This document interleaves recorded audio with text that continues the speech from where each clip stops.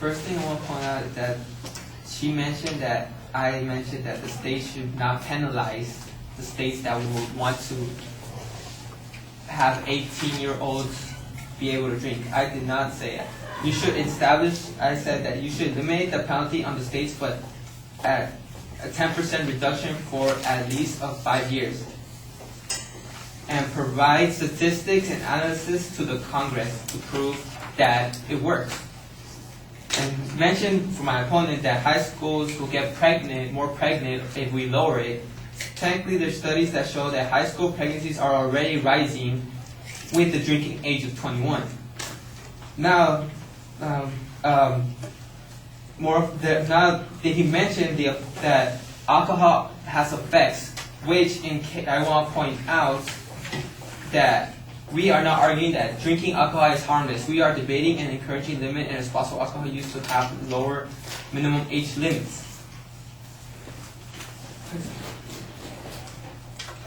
And they mentioned that they had studies back then since 1990s saying that to prove studies for today or studies from back then to encourage the law for today.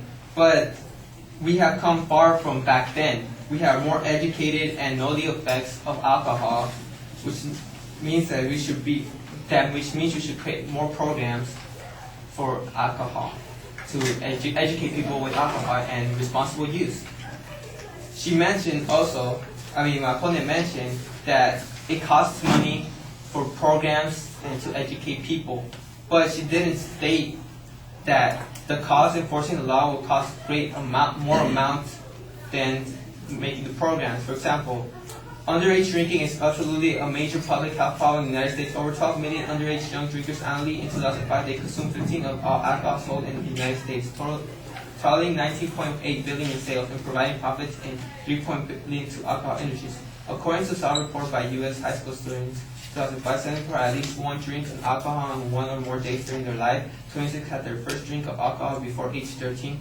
43% had at least one drink of alcohol or more in the past month. 26 had 5 or more drinks of alcohol in a row in the past month, or binge drinking. 4 had at least one drink of alcohol on school property on one or more days in the past month. It's just high school students saying that they were going to be influenced if you lower the alcohol the age limits to 18, which is already happening. And also, in 2005, underage drinking cost citizens of the United States $60.30 billion.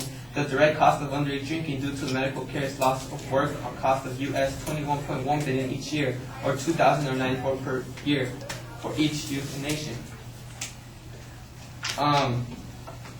She said that we didn't show proof, but she did not show proof that there is in fact more teens in the medical room if we embellish the limit of age 18.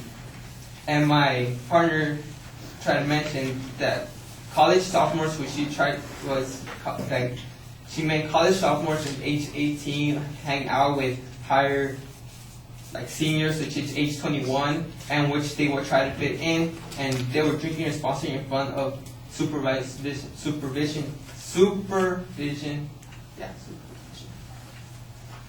Another thing that they mentioned is that high schools will be influenced if it was lowered to 18, which, according to the National Industry of Alcoholic Abuse and Alcoholism, 29 of the 12th grade students have drank alcohol before, 22 of the 10th grade students have drank alcohol before, and 11 of the 8th grade students have engaged in binge drinking.